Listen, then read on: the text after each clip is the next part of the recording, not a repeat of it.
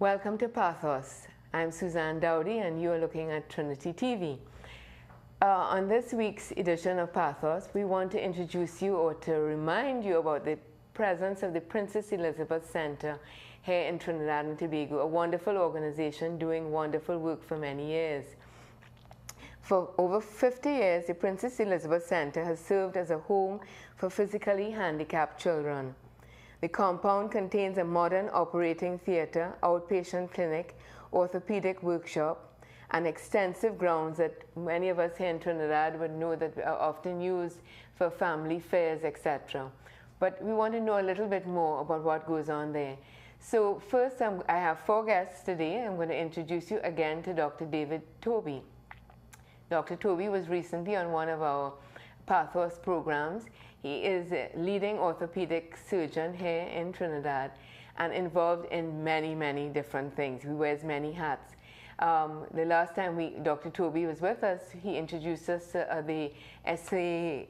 Maggi Foundation that he is one of the founding members of.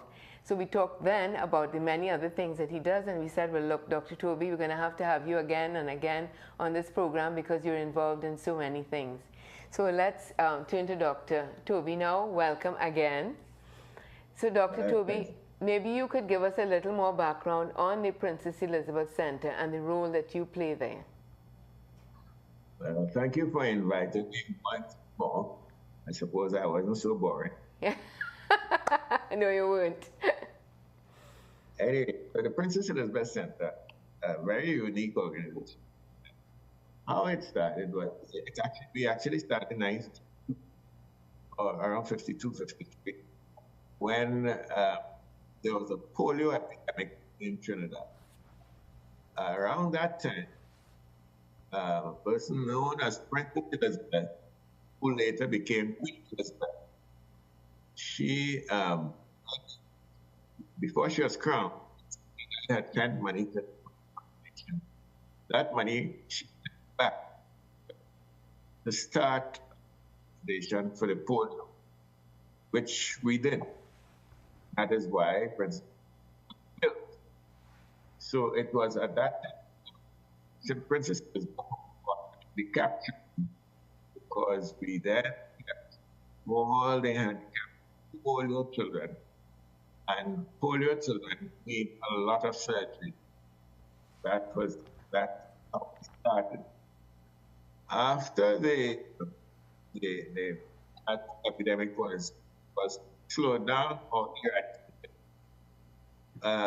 we then had a nice organization there run by Dr. Buster Robertson, who is my predecessor. He was the man who mentored me and he's an orthopedic surgeon. And he brought me there, and we went into cerebral palsy. And that is what we still do, and different deformities. And that's why today we have our 3 youngsters who started with us and they will give you some of this. But Princess Elizabeth, not only children's deformities, lower and upper limb deformities, but also spine. Only spine institution in Trinidad dealing with scoliosis. Trinidad and the lower. And so a lot of those, and we have clinics every week, and we do surgery every week, twice a week, for all these deformities. And the important thing about Princess Elizabeth is that the services of the doctors are so, and the institution charges everything. So basically, that is our synopsis. And we have staff, we have nurses, we have a very good physiotherapist, Angela Murphy, who's been there for 3 years. And all our staff very dedicated, when we work. But that is my story. Yeah, okay, that's part of your story. But what you have just shared with us there helps me to understand something that, very often you hear the Princess Elizabeth Center, and yes, we know that it was Queen Elizabeth, who was princess at the time. But I never knew that and other than just her name, that she actually donated funds. She was your first donor. Yes. Yes. And she has actually visited 985. Yeah. Anytime any member of the royal family comes, that's one of the first visits they make. Okay. One of them actually had a daughter-in-law about 4 or 5 years ago. She actually came in the theater with me to the scoliosis operation. Fantastic. All right. So Queen Elizabeth, Princess Elizabeth was your first benefactor, financial benefactor. So that's an interesting thing to know about your history. So we have these three beautiful people who have passed through the center and who would like them to share with us now. So I think first let's go to Antonio Diaz. Antonio, you were here hooked up from early, so you were waiting a little while. So I think we better start with you. Welcome, welcome, welcome. Yeah, thank you for having me. So Antonio, we would like to hear a little bit about your story, your journey with the Princess Elizabeth Center. How old were you when you were first introduced to the center, and why? Well, I came at the center when I was a year old. I met Dr. Robinson, and he admitted me to the home because my disability was long-term. So he told my mother to let me stay at the home because at that small age, he couldn't do any operation on me at that time. So he said I'll have to go a little older to do the operation. So I stayed there, I went to school there, I would have lived in there. And so when the school here, then weekends I used to go home, and during the week I just stayed there for school. And as time go by, I lived there. I went to school. I went to school there, and I get a good education. I get an operation and things here from Dr. Toby and Dr. Robinson. It was a fulfilling experience there for me because I enjoy staying here. Mm-hmm. Now tell us, what is the name of your disability? My disability is Osteogenesis Imperfector. Like soft bones, brittle bone disease. Brittle bone disease. Yeah, I used to have a break foot and break hand often. Oh my God. So that was one of the reasons why Dr. Robinson say after living, because I often getting break hand and break foot. So he admitted to you when you saw me. And how many surgeries have you had in your lifetime there? My 13 as far as I know. 13 surgeries that you remember? Yeah. Yeah, the first set was Dr. Robinson, and the second set was Dr. Toby. He operated me one time. And how old are you now? I'm 54 years. Wow, wow, wow. So from 1 year old, you were connected to the Princess Elizabeth Center, and now you're in your 50s. Yes. And so would you consider the Princess Elizabeth Center like a second home then?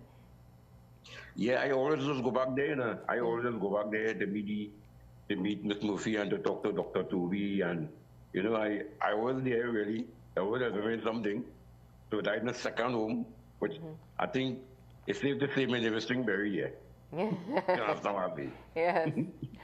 Now, are you able to, because of all the surgeries you've had, how are you able to operate in life then? Are you at home all the time? Are you able to move around, go out? Yeah, actually I'm driving my car, and I was moving around because actually I'm employed, so I'm moving around, I get around. To Dr. Toby, I used to get my license often. He used to sign my medical for me and to come by to get my license. That's fantastic. So I can't stay from Dr. He will tell her I can't stay from Dr. Toby. All right, well, let's ask, before we go to the other guests, maybe Dr. Toby, you want to add anything to Antonio's testimony there of, what you found? I mean, for us, these are all sort of technical terms, and we've never heard about this handicap. All right. Osteogenesis imperfecta is what he said, brittle bone disease. You get multiple fractures. You can get up to 60 fractures of the bones. And he had even fractures he can't remember. Right? And we used to be fixing these bones all the time. It's as if your bone is like biscuit. When they reach skeletal maturity, things improve a bit. So he has improved, but he had fractures almost on a weekly basis, regular. My gosh. And it's hard to get rid of it. He's always there with us. But we always look forward to him. But we're not going to get rid of him. No. But Dr. Toby, for our interest, if you have this disability, brittle bone disease, or I'm not going to try to call that long name, but does it sort of go into recession? Okay. Imperfect. Okay. Right. Now, does it sort of go into recession as you get older? Is he still, still breaking bones at this age? No, he will be a little less susceptible now. When you get to skeletal maturity, around 18, it slows down a lot. And I don't think he's had a fracture recently. So he will be in a much better position, but always very susceptible.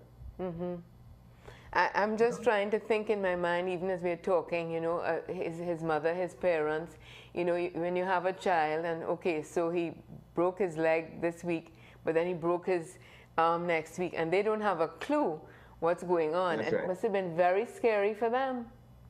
And that is why we kept him at Princess Elizabeth, because when they on the outside, it's too much for parents to manage, especially if they have siblings. So at the center, we know how to deal with it, and we will pick up quickly if he has a fracture. So we dealt with it there because we had an operating theater and everything. So he had to be. Yes. Well, Dr. Toby, I know you have years of experience, so you just talk about these things like it's just normal part of life, but that's amazing. God has really given you a gift. Well, actually, I've been there 40 years and in the orthopedic field, but the first time I ever operated there was 1977, which makes it 47 years. Sir. Fantastic. Thank you on behalf of Trinidad and Tobago, and I'm sure the wider Caribbean. So we have another resident patient of yours, someone who's going to share her testimony as well, Miss Shamla Maharaj. Shamla, are you there? Yes, hi. Yes, hi. I am here. Hi, Suzanne. Hi. Hi, now, team. unfortunately, no, we've seen Onika, we're not seeing Shamla.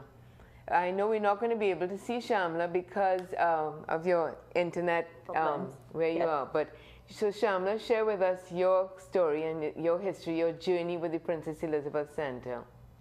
Yes, sure. Well, my dad, he was introduced to Princess Elizabeth because no school were accepted me at that point. At that stage when you're trying to find out, the possibilities of your child entering pre-education, pre-K, pre-kindergarten, right?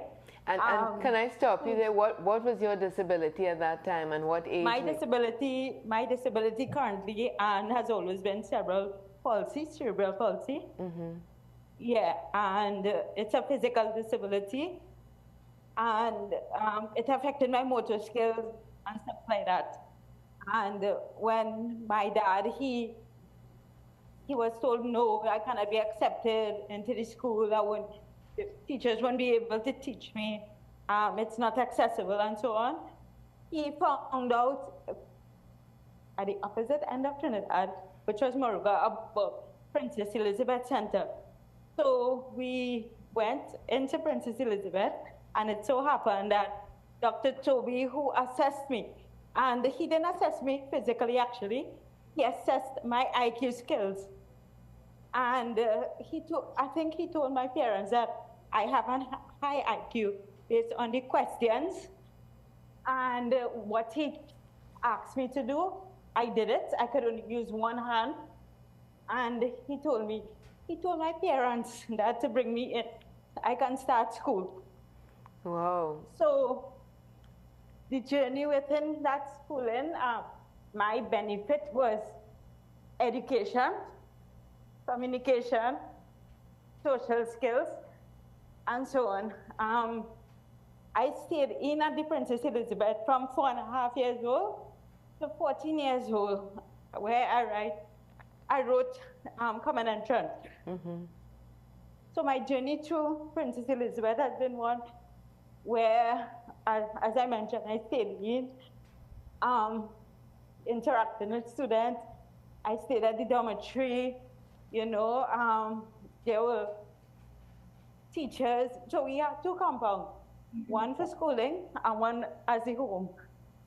So then it had like cooks, there were nurses, matron, and so on. So it was a holistic experience. And back then when I was there, you know, we had like persons would come in ever so often and treat us or interact with us from schools next door. So yeah, it was a very interesting experience growing up, leaving my home. So there was both negative and positive experience, but in general, it developed me into where I am today. Because as you say, I mean, leaving your biological family would have been a sort of a negative experience, but you know the benefits of having stayed at the Princess Elizabeth Center. Exactly. You know, it developed my ability to think, ability to interact. You know, I was a very introvert and shy person back then. And I guess, you know, having that experience has taught me different skill sets and also being independent, also social skills, because as a child, as opposed to growing up in your home and being able to interact with the same family member every day, growing up in an institution, you would have all these different personalities you would have to encounter on a daily basis, you know, and going through different things in life. So it really helped you navigate and learn quickly. And I understand that you have a segment on TTT television. Yes, I do. Tell us about that. This year, November, will make it 6 years. I am doing a live TV segment on TTT called Unique and Different. It's a segment geared towards persons with disabilities, stakeholders, and allies of the community. So it's a live segment every Tuesday. At what time? I have interviewed at what time? 7:33 a.m. Okay, because people can look out for that. Yes, and I have interviewed persons locally, internationally, and regionally. I have interviewed from ministers. I've interviewed persons who got nominated for Grammy nominated awards, who did produce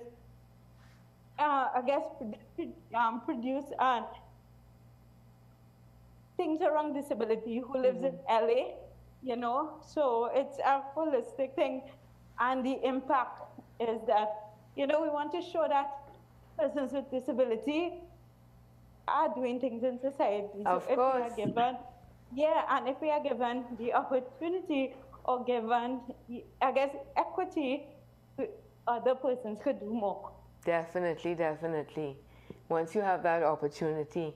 Well, we want to give Onika a chance to share with us now too. So we have Onika Mackenzie. Thank you so much, Shamla. We'll come back to you, I'm sure. But Onika, welcome, and we'd like to hear about your experience.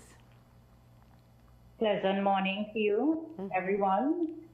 Morning. Morning. So my name is Onika Mackenzie, and I thank you for having me here in this program this morning. So when I was a child, 1990, I passed common entrance, and I passed for around was junior sector.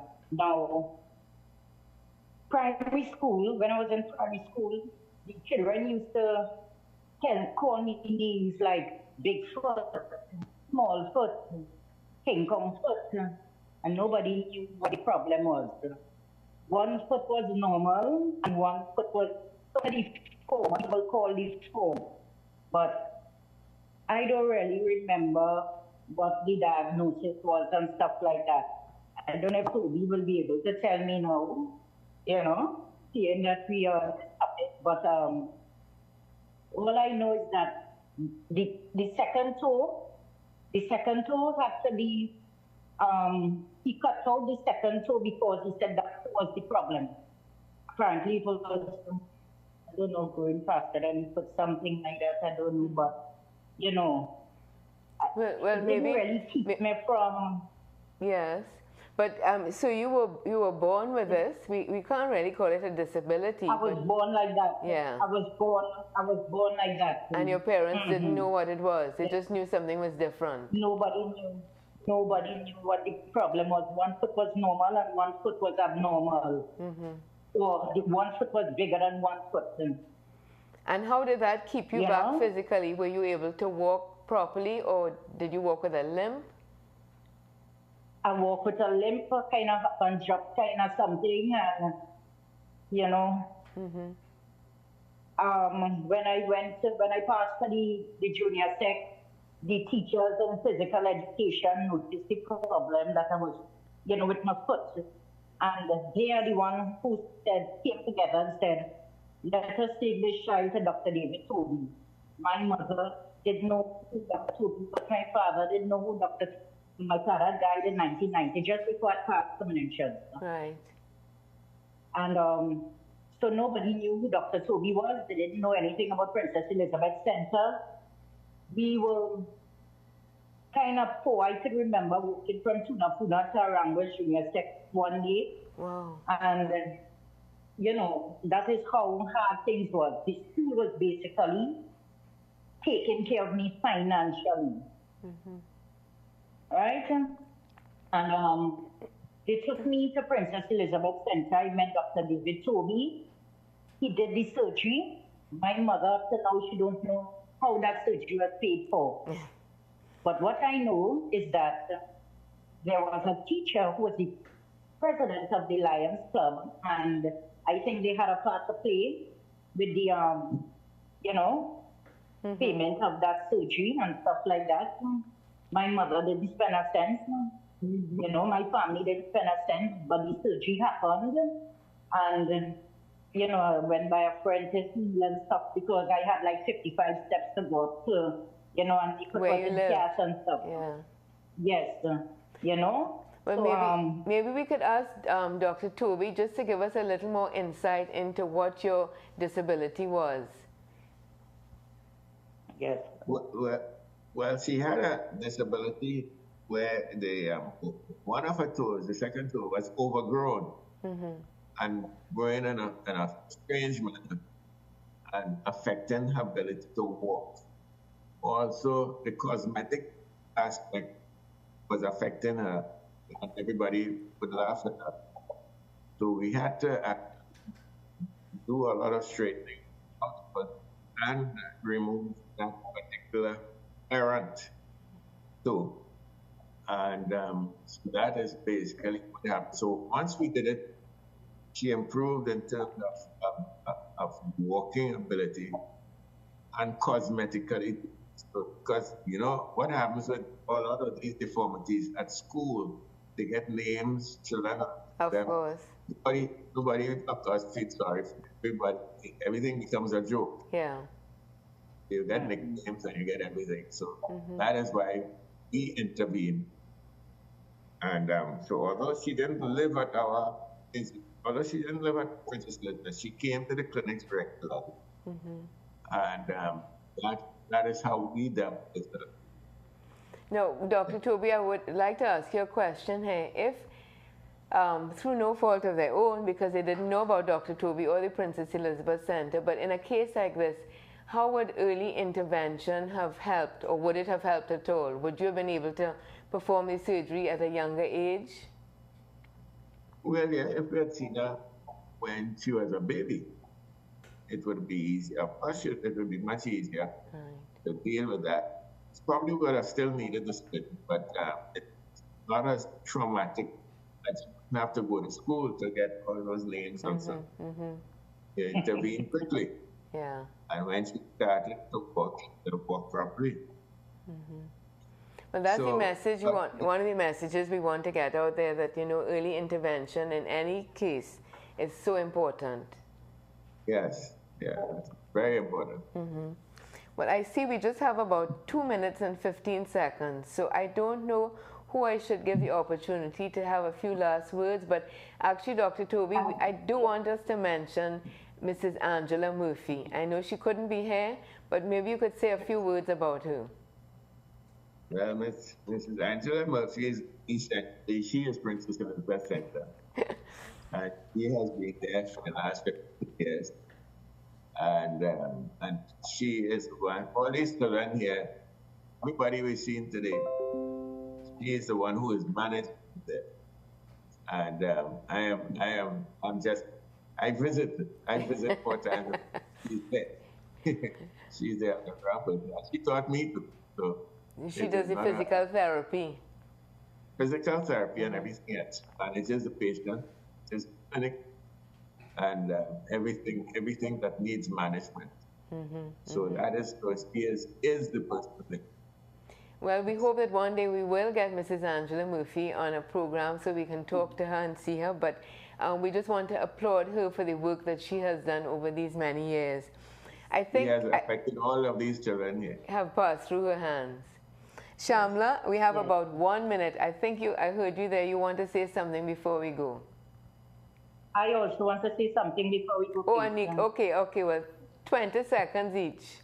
20 seconds each? Okay, well, I just want to say that Princess Elizabeth has had a great impact and is continuing to have a great impact, especially through the services that Dr. Toby and other members give. And, you know, I encourage you all, I encourage even the Ministry of Education, Ministry of Health and so on, to see how they could collaborate and even further and deal with stakeholders to help support Princess Elizabeth and supporting children now and to begin, you know, starting off on how they could move forward and being, you know, engrossed in society. Amen. And Onika, well, you have a few seconds. Yes, right. I would like to say that I am very grateful for Dr. Toby and Mrs. Murphy, Angela Murphy. They have been they have done a lot in my life.